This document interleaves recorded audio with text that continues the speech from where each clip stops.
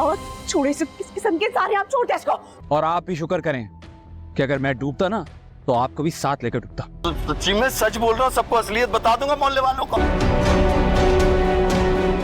मैं आपके आगे हाथ छोड़ रही हूँ, सब कुछ ठीक कर लिए, आप सब कुछ खराब कर चुके, कुछ नहीं करेगा। छोड़ दे इसको, छोड़ दे बाबा, छोड़ दो इसको। ड्रामा सीरियल शेर के आने वाले एपिसोड में आप लोग देखेंगे डॉक्टर फजर धीरे धीरे करके शेर की जिंदगी से उससे वो सारे सवालात पूछ रही है जो कि अब तक शेर से किसी ने नहीं किए। डॉक्टर फजर उसका नाम पूछती है और शेर क्या करता है इसके बारे में पूछती है, लेकिन शेर अपने आप को काफी मजबूर समझता है। लेकिन डॉक्टर फजर उसे यहाँ पर बहुत ज्यादा हौसला देगी और उसे बिल्कुल भी उम्मीद हारने नहीं देगी, क्योंकि डॉक्टर फजर के ऊपर भी शेर ने एक एहसान किया था।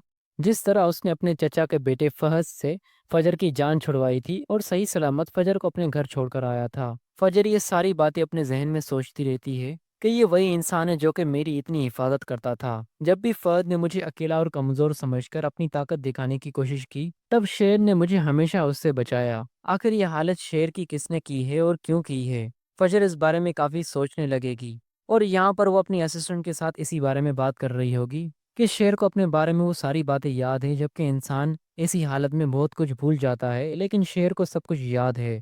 उसे अपना नाम तक याद है, वो क्या करता था सब कुछ उसे याद है। आखिर उसकी ये हालत किसने की है?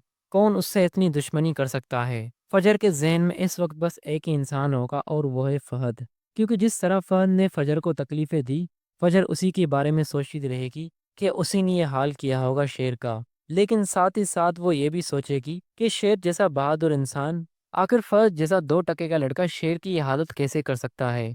अब फजर इन बातों के जवाब निकालने की बहुत कोशिश करेगी और वो शेर से इस तरह की बहुत सारी बातें पूछने लगेगी। शेर भी काफी हैरान होगा कि डॉक्टर फजर उससे आकर उसके घर की बातें क्यों पूछने लगी है और उसकी जिंदगी में क्या कुछ चल रहा था इसके बारे में फजर क्यों पूछ रही है उससे। ये सारी बातें बताने के बाद यहाँ पर शेर अपने दिमाग का इस्तेमाल करेगा और शेर आखिरकार गुस्से में आकर फजर से कह ही देगा कि ये सब कुछ तुम मेरे साथ कर रही हो ना, तुम अपने घर वालों का बदला ले रही हो मेरे साथ ये सब कुछ करके, ये सब कुछ उल्टी सीधी दवाइयाँ खिलाना, ये सब कुछ मेरे साथ तुम कर रही हो।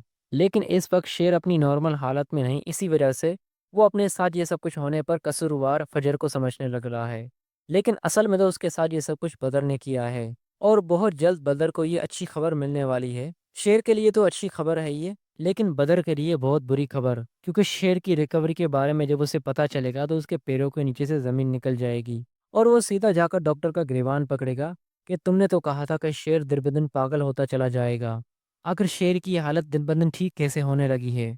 मुझे इस बारे में पता करके दो, वरना तुम्हारे साथ अच्छा नहीं होगा।